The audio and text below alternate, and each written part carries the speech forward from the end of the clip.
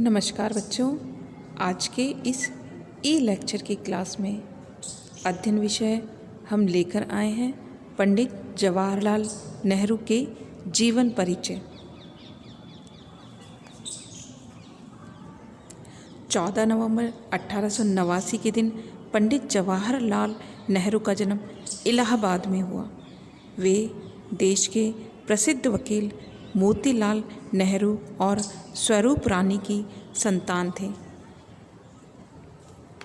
1905 में उन्हें इंग्लैंड के प्रसिद्ध हैरी स्कूल में भर्ती कराया गया। उससे पहले उन्होंने 16 वर्ष की आयु तक अपनी शिक्षा और अध्ययन घर पर ही किया। स्कूली शिक्षा समाप्त करके 1907 में उन्होंने ट्रिनिटी कॉलेज कैम्ब्रिज में प्रवेश लिया। विज्ञान में ऑनर्स की परीक्षा उत्तीर्ण करके वे वकालत की शिक्षा के लिए लंदन चले गए और 1912 ईस्वी में उन्होंने बैरिस्टर की परीक्षा पास की।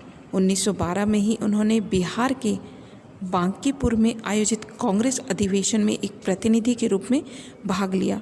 1913 में संयुक्त प्रांत कांग्रेस में वे शामिल हो गए। 1916 में कांग्रेस के लखनऊ अधिवेशन के समय वे गांधी जी के संपर्क में आए और दृष्टिकोण संबंधी समस्त भेदों के बावजूद गांधी जी और उनके बीच संबंध निरंतर प्रगाढ़ और आत्मीय होते चले गए। 1918 में उन्हें कांग्रेस महासमिति का सदस्य चुना गया।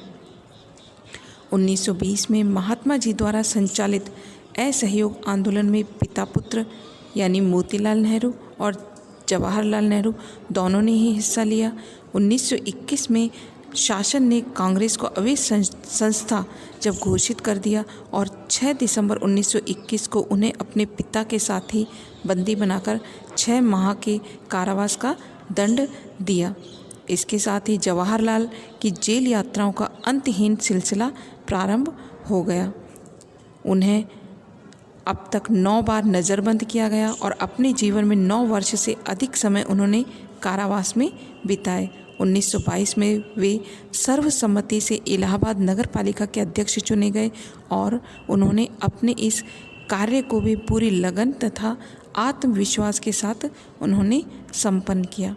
1925 में उन्होंने नगर पालिका की अध्यक्षता से त्यागपत्र दे दिया और फरवरी 1927 में भारतीय राष्ट्रीय कांग्रेस के प्रतिनिधि के रूप में उन्हें जिनेवा में आयोजित साम्राज्यवाद विरोधी सम्मेलन में भाग लेने का अवसर मिला और वे सम्मेलन के सह अध्यक्ष चुने गए। सन 1927 में वे सोवियत सरकार के निमंत्रण पर रूस की यात्रा पर गए। उन्होंने समाजवादी व्यवस्था के अंतर्गत सोवियत रूस की प्रगति देखी। इसी प्रगति से वे बहुत अधिक प्रभावित हुए। 1928 में उन्होंने इंडिपेंडेंस लीग की स्थापना की। सन 1928 में ही उन्होंने लखनऊ में साइमन कमीशन के विरुद्ध प्रदर्शन किया, जिसके कारण उन्हें पुलिस की लाठियों का प्रहार भी सहना पड़ा। कांग्रेस के 1929 के लाहौर अधिवेशन में वे अध्यक्ष निर्वाचित हुए और कांग्रेस ने उनकी अध्यक्षता में ही औपनिवेशिक स्वराज्य के स्थान पर पूर्ण स्वतंत्रता को अपना लक्ष्य घोषित किया। 1936, 1937, 1946 में भी कांग्रेस के वे अध्यक्ष निर्वाचित हुए। सार्वजनिक जीवन के इस क्रम में उन्हें पारिवारिक शोक भी उठाने पड़े। 1938 में उन्हें राष्ट्रीय योजना समिति का अध्यक्ष चुना गया और सन 1939 में उन्होंने चीन की यात्रा की। सन 1940 में उन्होंने व्यक्तिगत सविनय अवज्ञा आंदोलन में भाग लिया। सन 1942 के भारत छोड़ो प्रस्ताव को उन्होंने पूरी शक्ति के साथ समर्थन किया और आंदोलन में भाग लिया। 1945 में वे शिमला सम्मेलन में सम्मिलित हुए और इसी वर्ष उन्होंने आज़ाद हिंद सेना के सैन्य कर्मचारियों की रिहाई में भी भाग लिया। कैबिनेट मिशन योजना द्वारा प्रस्तावित अंतरिम सरकार की प्रस्तावना के समय वे गवर्नर जनरल की परिषद के उपाध्यक्ष बने और उन्हें परराष्ट्र विभाग का कार्यभार सौंपा गया। उनके द्वारा 13 दिसंबर 1946 को संविधान सभा में उद्देश्य प्रस्ताव प्रस्तुत किया गया। श्री नेहरू संविधान सभा की कुछ महत्वपूर्ण समितियों के अध्यक्ष थे। पंडित नेहरू को विश्व के विभिन्न देशों की यात्रा करने और पूंजीवादी तथा साम्यवादी दोनों ही व्यवस्थाओं को निकट से देखने के अवसर भी उन्हें मिले। वैसे अवसर राष्ट्रीय आंदोलन के साथ जुड़े हुए अन्य किसी भी नेता को प्राप्त नहीं हुए। इस बात ने उनके समस्त दृष्टिकोण में व्यापकता, उदारता, संतुलन को जन्म देने का कार्य किया।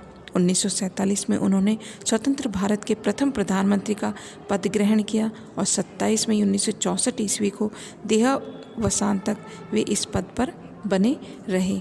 जवाहरलाल नेहरू स्वाधीनता सेनानी और भारत के प्रथम प्रधानमंत्री ही नहीं थे, उन्होंने कुछ अनुपम कृतियों की भी रचना की, जैसे विश्व इतिहास की झलक, आत्मकथा, भारत की एकता, भारत की खोज, अन्य कुछ रचनाएं भी हैं। इसके अतिरिक्त उनके भाषणों के संग्रह भी हैं। पुस्तकों में नेहरू के आर्थिक, सामाजिक, राजनीतिक विचार व्यक्त किए हुए हैं। इन पुस्तकों के आधार पर ही नेहरू के विचार और उनके दर्शन को समझा जा सकता है।